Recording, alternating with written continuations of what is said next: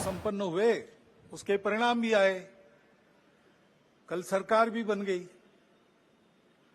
ये सब हो गया, लेकिन उसकी चर्चा अभी तक चलती है। स्पर्धा रहती है तो दूसरे को पीछे करने का, स्वयं को आगे बढ़ाने का काम होता ही है, होना ही चाहिए। इस प्रकार ये बातें हुई, जिस प्रकार एक दूसरे को लताड़ना हुआ, इस प्रकार प्रचार के दौरान हमारे करने से समाज में मनमुटाव बढ़ेगा, दो गठ बटेंगे, आपस में शंका संशय उत्पन्न होगा, इसका भी ख्याल नहीं रखा गया। चुनाव लड़ने में भी एक मर्यादा होती है, उस मर्यादा का पालन नहीं हुआ। 1 साल से मणिपुर शांति की राह देख रहा है, उसके पहले 10 साल शांत रहा, देके उसका विचार करना ये कर्तव्य है। चुनाव संपन्न हुए, उसके परिणाम भी आए, कल सरकार भी बन गई, ये सब हो गया, लेकिन उसकी चर्चा अभी तक चलती है। जो हुआ वो क्यों हुआ, कैसे हुआ, क्या हुआ,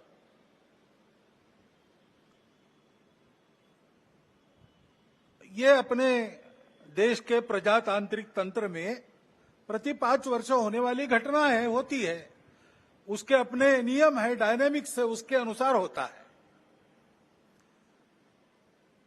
अपने देश के संचालन के लिए कुछ निर्धारण करने वाला वो प्रसंग है, महत्वपूर्ण है, लेकिन हम चरविचरवन करते रहे, इतना महत्वपूर्ण क्यों है? समाज ने अपना मत दे दिया, उसके अनुसार सब होगा।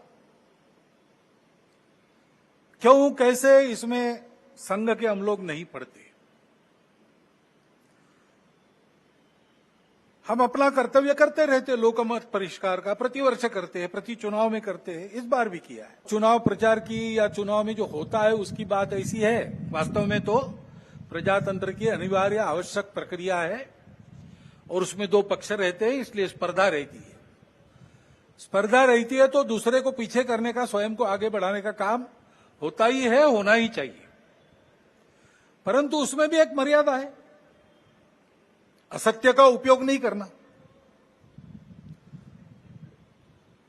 चुने क्यों जा रहे लोग संसद में जाएंगे, बैठकर अपने देश को चलाएंगे, सहमति बनाकर चलाएंगे। हमारे यहां तो परंपरा सहमति बनाकर चलने की है।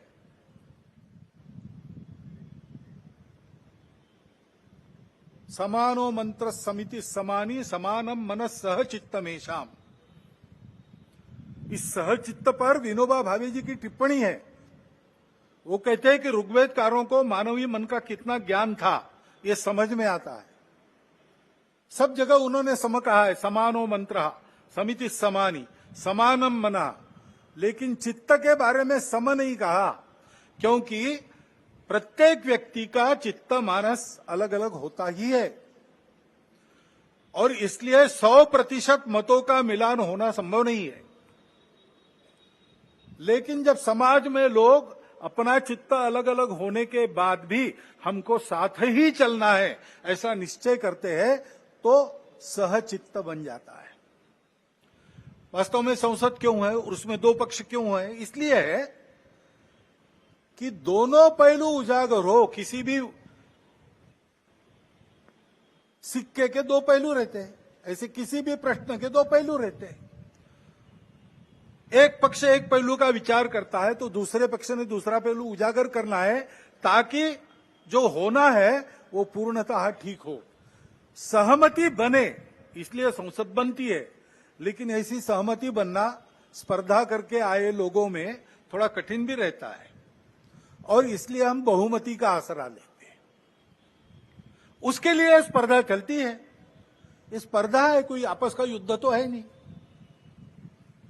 जिस प्रकार ये बातें हुई, जिस प्रकार एक दूसरे को लताड़ना हुआ, जिस प्रकार प्रचार के दौरान हमारे करने से समाज में मनमुटाव बढ़ेगा, 2 गठ बटेंगे, आपस में शंका संशय उत्पन्न होगा, इसका भी ख्याल नहीं रखा गया, और विनाकारण संघ जैसे संगठनों को भी उसमें खींचा गया। टेक्नोलॉजी का सहारा करके असत्य बातें परोसी गई, नितांत असत्य। क्या शास्त्र का, विज्ञान का, विद्या का ये उपयोग है? सज्जन विद्या का ये उपयोग नहीं करते। विद्या विवादाय, ये खलस्य ऐसा कहा है, विद्या विवादाय धनम मदाय शक्ति परेशान परपीडनाय खलस्य साधो विपरीतमेतत् ज्ञानाय दानाय च रक्षणाय। विद्या का उपयोग प्रबोधन करने के लिए होता है, लेकिन आधुनिक विद्या टेक्नोलॉजी का उपयोग असत्य परोसने के लिए किया गया।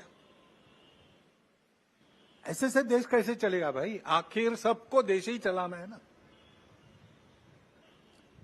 दो पक्ष है, विरोधी पक्ष कहते हैं, मैं प्रतिपक्ष कहता हूं। वो विरोधी नहीं है, उसको विरोधी मानना भी नहीं चाहिए। वो प्रतिपक्ष है, वो एक पहलू उजागर कर रहा है, उसका भी विचार होना चाहिए। ऐसा जब चलना है तो चुनाव लड़ने में भी एक मर्यादा होती है। उस मर्यादा का पालन नहीं हुआ, क्योंकि उसका पालन होना इसलिए आवश्यक है कि हमारे देश के सामने चुनौतियां समाप्त नहीं हुई। अब सरकार बन गई, वही सरकार फिर से आ गई एनडीए। अब 1 साल से मणिपुर शांति की राह देख रहा है। उसके पहले 10 साल शांत रहा, पुराना गन कल्चर समाप्त तो हो गया ऐसा लगा, और अचानक जो कलह वहां पर उपज गया या उपजाया गया, उसकी आग में अभी तक जल रहा है, त्राही त्राही कर रहा है। कौन उस पर ध्यान देगा?